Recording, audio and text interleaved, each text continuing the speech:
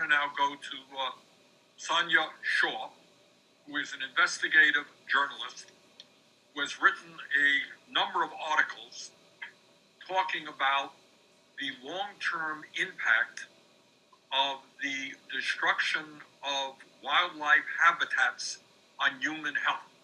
And you may say, well, what does that have to do with the crisis that we're in? What does that have to do with pandemics? Well, actually, it has a whole lot to do with pandemics. Sonia, thank you so much for being with us. Thank you. Thank you for having me. So, what's the story here? So, I wrote a book that came out in 2016 looking at pandemics and where they come from. And what I wanted to do is sort of do the backstory, so not starting with the epidemic, but look at how does a microbe actually turn into a pathogen that can cause all the death and disruption of a pandemic.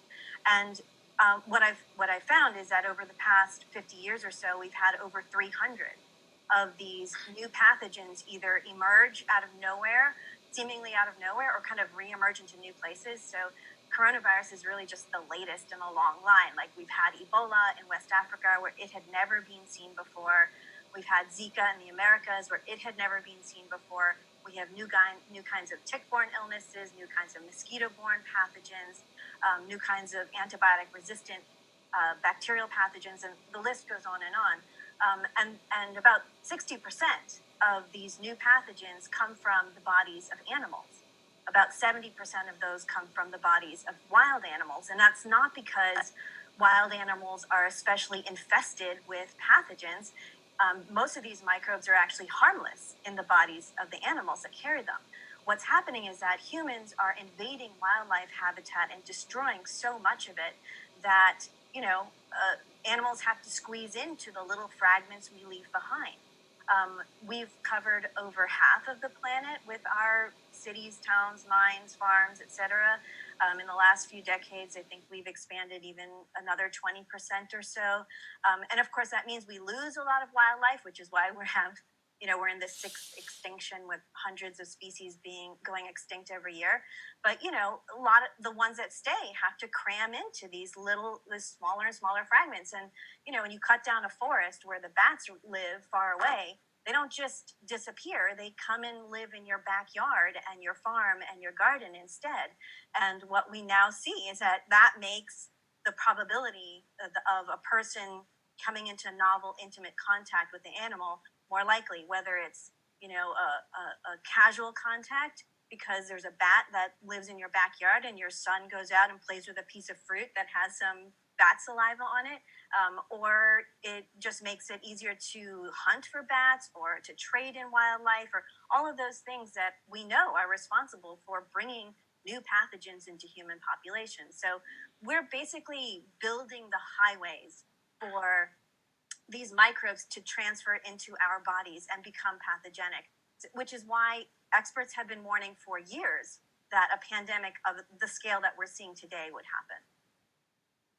I recently saw again, I guess everybody is looking at these types of movies, the movie Contagion. Did you see that?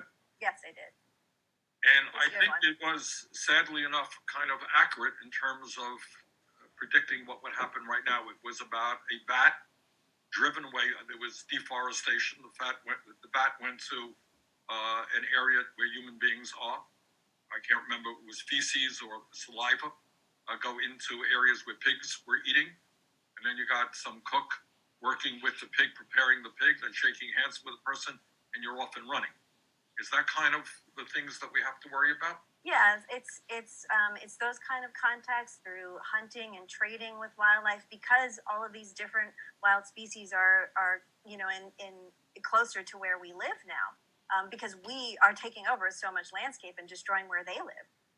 But it's also what we're replacing wildlife habitat with, things like industrial farming, right? So these giant factory farms with chickens, hundreds of thousands or millions of chickens together is another risk factor. We're getting more antibiotic-resistant pathogens from factory farming, and then we're also getting more viruses like avian influenza, which is an influenza, a virus of wild waterfowl. It doesn't make them sick, but when that virus gets into a factory farm full of captive chickens, it starts to replicate and mutate and becomes more virulent. And a lot of this is why we're having even more avian influenza viruses emerging today. Some of them are highly pathogenic, and some of them can even infect humans. So it's sort of a combination of things. But in the end, it's really all about the industrial expansion that we've been experiencing, since World War II, essentially, thanks to fossil fuels. It seems to me, correct me if I'm wrong, that unless we got a handle on this, there is no reason to believe that this current pandemic will be the last or even necessarily the worst. Is that true?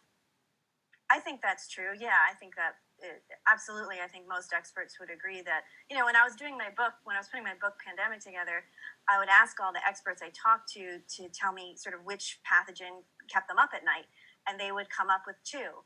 One was a respiratory virus that was just a little bit more deadly than the flu, which is exactly what we're seeing today with the coronavirus. And the second one they said was an antibiotic-resistant bacterial pathogen, a superbug that would essentially bring medicine to a standstill because even routine surgeries would not be possible. It wouldn't be worth the risk of an unstoppable infection. And we are nearly at that point already. Okay. Sonia, thank you so much. Thank you. And we'll get back to you in a minute. I want to turn now to Dr.